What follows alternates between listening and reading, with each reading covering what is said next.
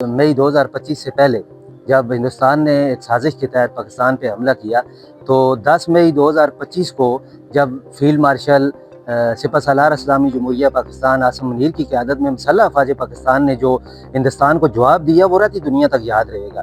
बात यह है कि उससे पहले आप 2025 मई से पहले का पाकिस्तान देखें और 2025 मई के बाद का पाकिस्तान देखें तो आपको वाज़ह फ़र्क नज़र आएगा। आज पाकिस्तान दुनिया के नक्शे पे एक सालिस का किरदार अदा कर रहा है। अब नाए हुरमस हो या इस तरह के दीगर मामलात हों तो पाकिस्तान को प्रायोरिटी पे रखा जाता है। तो मैं ये कहता हूँ कि ये सब कुछ जो है ये फील्ड मार्शल हमारे सिपह सालार इस्लामी जमहूरिया पाकिस्तान आसिम मुनीर की क़यादत में जो मुसल्लह अफ़वाज पाकिस्तान ने ये मार्का हक किया था ये उसका नतीजा है। मार्का हक को 1 साल मुकम्मल हो चुका है और ये मार्का हक एक ऐसी कामयाबी है जिसने पूरी दुनिया में पाकिस्तान का और अफ़वाज पाकिस्तान का एक मराल बुलंद हुआ है। पाक फ़ौज का और पाकिस्तान का नाम दुनिया में गूंजा है।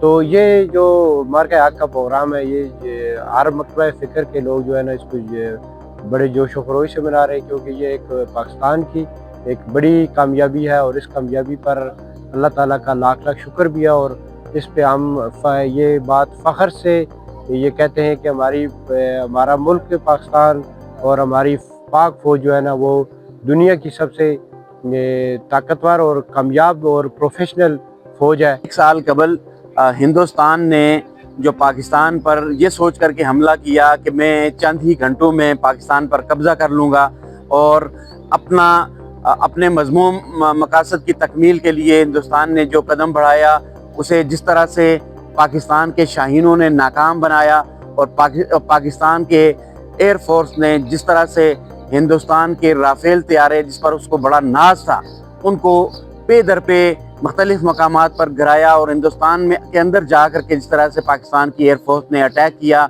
और अपने ऊपर होने वाले हमले का जवाब दिया तो मैं समझता हूँ कि पाकिस्तान ने हिंदुस्तान के उस ख्वाब को चकनाचूर कर दिया कि वो जो इस पूरे खित्ते के अंदर अपनी इजारादारी कायम करना चाहता था और जो अपने पूरे इस खित्ते का जो है ना वो चौधरी बनने के ख्वाब देख रहा था वो सारे ख्वाब चकनाचूर हुए।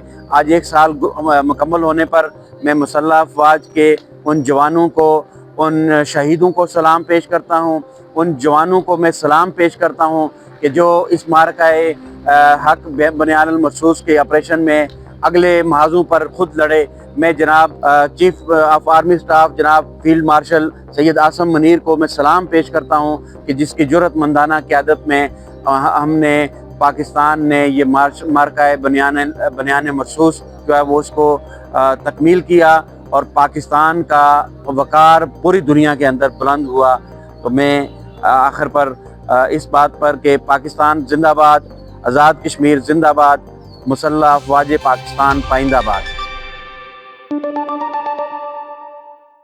What happens when advanced missiles and drones don't explode and instead end up in Iranian hands? Right now, Iranian engineers are studying debris from Tomahawk missiles, reappear drones, and bunker-busting bombs used in recent US-Israel strikes. A former CIA analyst notes that Tehran has decades of experience copying foreign technology. That raises a key question. Could this allow Iran to strengthen its own arsenal while also learning the weaknesses of US and Israeli system? Replicating complex missiles engines like the JASSM could take Iran more than 5 years, but developing countermeasures such as jamming or evading detection could take only months. Iran may also draw on expertise from Russia and China, potentially accelerating its progress from a defensive standpoint. Understanding how advanced weapons work gives any nation a strategic edge, whether for building similar systems or simply defending against them. On the political side, Israel has stated it is ready to resume strikes against Iran but is waiting for US approval. Washington has so far chosen to maintain a naval blockade instead of launching new bombings, cutting off Iranian oil exports through the Strait of Hormuz. This puts economic pressure on Tehran while avoiding further military escalation. The open question is whether Iran will use this time to reverse engineer capture technology or whether continued pressure will push all sides closer to a wider conflict.